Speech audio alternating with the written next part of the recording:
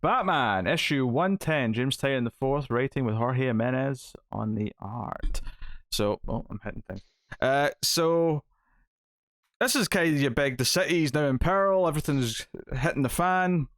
Mm-hmm. The peacekeepers, the magistrate, have been given full carte blanche, effectively, by Mayor Nakano, and this is all playing out as Batman's fighting Peacekeeper 1, and Oracle's trying to basically gather the Bat family. You know, we know Nightwing's on his way. We know everyone else is sort of getting into position, but it's really the prelude to Fear State, right? Like, we're putting the pieces in order. I really like the scene where Babs tells Dick, like, no, you could stay in Bloodhaven. He goes, you know I can't do that, right? Like, there's an emergency in Gotham. I have to be there for Bruce. And so I want to give some credit to because all these issues of this arc have opened with this Scarecrow's got Batman somewhere in the future. The horrible lettering section. Yeah. And they've not necessarily. I mean, they've been fine, and I've liked them as a recurring tease because obviously we're building up to that. But I want to give this one a bit of credit for being kind of memorable because of the, he gets out into the field and sees the giant Scarecrow. I thought that page was quite good, and it kind of made this one a bit more memorable than the previous examples. It definitely is a big fear toxin moment that we haven't had yet, right? Because it's kind of just been Bruce in the chair and, with his own thoughts. Here he finally gets out, but it's worse than we thought. I think this big, gigantic Scarecrow. Sometimes comics, certainly in the past, have overused the TV newscaster thing. I think this issue does it quite well because we've been building up to this idea that we're getting multiple newscasters talking about what's going on in the city as we're just getting glimpses of Batman's fight with Peacekeeper 1 and just like it being a brutal fight where he's barely surviving, he's not quite making through it in the way it normally does. Mixed in with all the various things going on with Oracle and Nightwing and Montoya trying to talk Nakano out of his crazy plan. And all that stuff. Yeah. It builds a feeling, like there's a vibe of the city. Like it's giving this vibe, and Tynion's been very good this arc of building that growing vibe throughout. And then, of course, the Miracle Molly stuff. So that's what really stuck out for me, just because it feels like Tynion has a point of view he wants out. And just this whole idea that, like, technically the Unsane Collective aren't doing anything wrong, but they're going to be made the scapegoats because they are so different. And just with the way that politics have gone in this country over the last 4 years, that feels very true to life, right? Like, we're going to scapegoat these people because they seem dangerous when really what they're actually about isn't. So just that whole scene with Miracle Molly talking with the kid, just, Tynion really working on all cylinders. Because the structural issues, you have all this dancing around the fight itself, all these other things are going on, and eventually it hones in on Batman and Peacekeeper 1 in their actual fight, which is obviously very beautifully done. I did roll my eyes a little bit that Batman sets off a lot of little explosions that are in Morse code so that Ghostmaker can read it, but I will say the panel of it actually happening did look quite pretty. I did quite like the actual art of it. Now, do you think Tynion maybe over-explained it a little bit, just so people wouldn't be lost? Maybe. Because I actually kind of would have preferred just him setting off the explosions and Ghostmaker going, oh, that's Morse code. And everyone kind of rolling their eyes like... Just leaving it at that, No, it wasn't. Just because I just get the vibe from Ghostmaker that he is the Bat God. Like, every issue I have with the Bat God shows up in Ghostmaker. So... I don't know. I just kind of wish. It's okay because he's not Batman. Well, yeah, and it tones down the Batman stuff. So, like, again, Batman setting off these small explosives throughout the building makes a lot of sense. It's a very. I think the action sequence itself though is very visceral, and I think the art does a lot to make it feel really spectacular. I like that it feels like he just gets out and no more, and the whole double thing where Batman jumps out, Ghostmaker jumps out of his plane.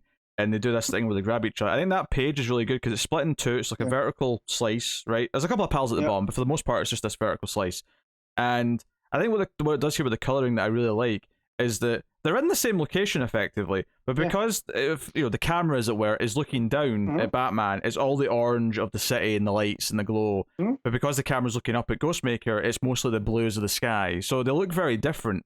And it really contrasts between them but they're actually in the same place, and there's no real tricks to it. It's just, of course, these have very different colors to them, given the directions. Well, and again, the next page as well between Peacekeeper and Batman.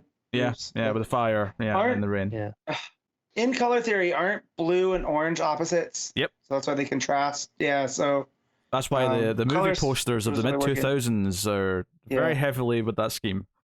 Yeah, makes a lot of sense. So, but yeah, no, just the colorists really working hard to make this look good. Is it still Bel Air color in these? I think so. Let's go back and look. No, it's not. Tommy Mori. Oh. Okay, Mori. Well, Blair's got a lot of books to do, so. Yeah.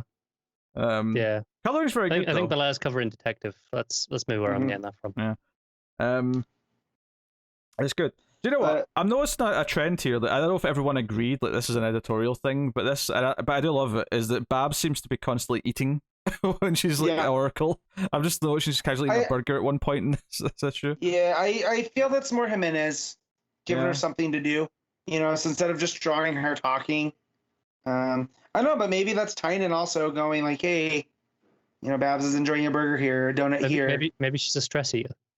Yeah, well, that very much could be. I mean, regardless of what it means, it's kind of funny, but just having her doing something with her hands just gives it a bit of character beyond just talking. So maybe it's just as simple as that. It's like, oh, to have her doing something with her hands. Oh, she's eating something. Mm-hmm. And that even that adds to the facial expression as well, because she's also chewing as she's talking. I do know that Brad Pitt. Brad Pitt. His words. Yeah. He eats a lot in movies because he knows that having something to do with his hands adds to the character quality. So, like, especially in Ocean's 11, Rusty Ryan always has food in his hand somewhere. So, or a soda or something. So that made me think of that. But no, Jimenez's Babs is a whole different level. Like, once we get a Batgirl book again, let's throw Jimenez on an issue or an arc. Just hoping. I should get a new outfit, so I mean, there's a chance that we're building up to it. The big cliffhanger, though, for the main story is that Peacekeeper 1 does go to where the Unsane Collective, Insanity Collective, whatever they're called. Unsanity. Yeah. They go, and American Malley basically immediately is like, hey, look, we're unarmed, we're not going to fight, like, you know, hands up in the air, there's innocent people here, there's kids here that we, like, look after, and, you know, we're not resisting. And Peacekeeper 1 calls Simon and says, they're resisting, requesting permission to use lethal force. And he's like, permission granted. And again, it's that vertical split. It's the Two-Face style design of the page. Again, the blue and the orange coming in here. Yeah. So it's a theme that's playing throughout the issue. So it feels it's a very focused issue story-wise, actually, because it's all focused on this fight playing out as the city's falling apart around it. And I say falling apart, maybe more accurately, is the power move being taken to get, for the magistrate to actually put into this place for the authority. Because on the surface, there's not actually, the city's not falling apart like in Joker War. No. Right? It's coming apart from the inside out. They just think it is. That's the kind of the point, is that the population think that they're at this threat level, but not really. I also want to talk about, like, Tynan making me like Harley even more. Just his characterization. Oh, that panel where she's talking about Mahoney. Yeah. How he was a shitty guard even long before she was Harley, Yeah, but even by Arkham standards, he was a sadist. And then it ends with that this city's effed up in the head, and I can give that diagnosis because I'm a doctor. Yeah. And also because I'm effed in the head too. Yeah, like just that, and just the bat thing, and then I do count them out to make sure that's the word they're supposed to be. So again, the letterist, letterer. Yeah. Letterer? Which one is it? Letterer. There we go. I don't worry about it too. I just, like, whatever word seems to fit the context of the sentence, I go with in my head. Yeah, but, like, sometimes for me it gets distracting when it's supposed to be, like, when you read around the context and it's just a censor, you know? It's when they have that, I like when they have the word in mind and then they actually censor the word. So here, that's what it seems like. It seems to me like when Tynan turns in the script, right, it is written out, and then the letterer puts the bat symbols in. Put it in, like, italics or something so the letterer knows. Yeah, please exactly. This. Yeah. So instead of just the King version where it's a bunch of, you know.